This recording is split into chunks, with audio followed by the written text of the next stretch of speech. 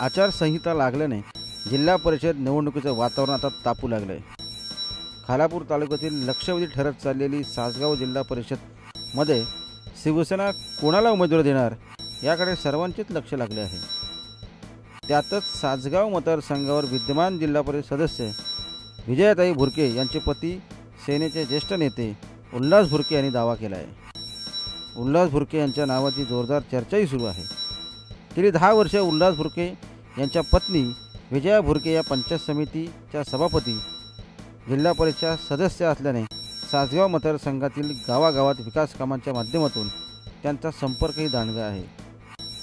उल्हास भुरके हे नेमकं काय म्हणतात ऐकूया। सासगाव जिल्हा परिषदमध्ये यंदाची निवडणूक ही चांगली चुरशीची होणार आहे।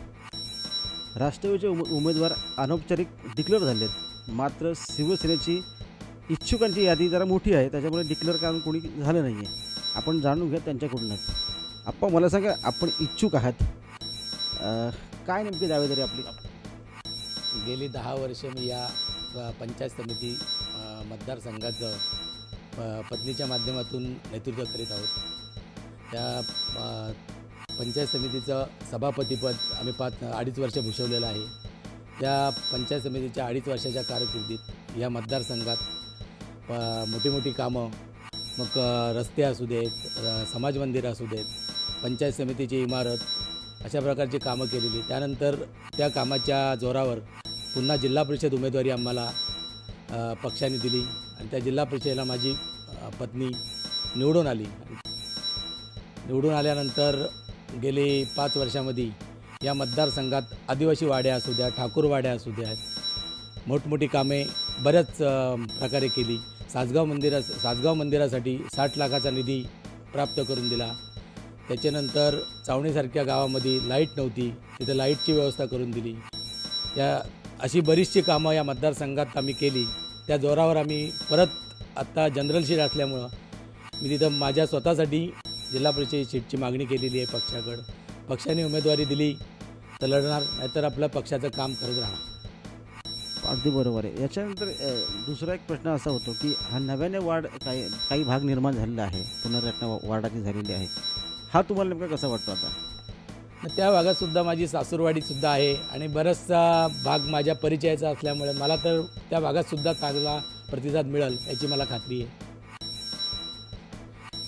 काय नेमकं शिवसेनेचं गणित राहील ह्यावेळी? प्रचाराचा नेमका काय मुद्दा राहील किंवा कशा प्रकारे आपण विरोधक जे आहेत त्यांच्या अनौपचारिक घोषणा झाल्यात, जे काही उमेदवार आहेत त्यांच्याकडे पाहता? ना, प्रचाराचा मुद्दा विकासाचाच असेल ना। विकास हा आमचा महत्त्वाचा मुद्दा आहे आणि विकासाच्या जोरावरच आम्ही प्रचार करणार आहोत।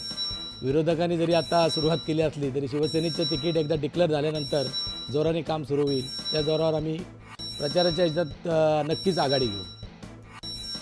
काही नव्याने ज्या काही ग्रामपंचायत आहेत, पक्षीय बलाबल बघायला गेलं तर ग्रामपंचायत शिवसेनेकडे जास्त आहेत, तर हा सगळा फायदा आपल्याला कसा नेमका होईल? हो, शिवसेनेकडं आत्ताच्या असलेल्या 25 ग्रामपंचायतीपैकी बऱ्याचशापैकी 20-22 ग्रामपंचायती शिवसेनेकडंच आहेत। त्याच्या जोरावर आम्हाला प्रत्येक सरपंच, उपसरपंच आणि त्या गावातलं काम याच्या जोरावर शिवसेना नक्कीच फायदा होणार आहे। 2-3 इच्छुक आहेत, यांची जी नाराजी आहे, उद्या काळात तुम्हाला तिकीट मिळालं तर ही नाराजी कशी तुम्ही दूर कराल? नाराजी दूर करण्याचा प्रयत्न करणार। शेवटी पक्षाचे कार्यकर्ते आहेत, ते पक्षाचं काम करणारच ना। ते माझ्या पद्धतीने मी नाराजी दूर करण्याचा प्रयत्न करेन। तर हे होते आप्पा, ज्यांनी सांगितलं की विकास हाच आमचा अजेंडा राहील आणि नाराज जरी कोणी असले तरी माझ्या पातळीवर पक्ष, मी स्वतः आणि पक्ष ही नाराजी नक्की दूर करून शिवसेनेचा झेंडा नेमका ह्या मतदारसंघात रोवला जाईल, अशीच आशा त्यांनी आता तरी व्यक्त केली आहे।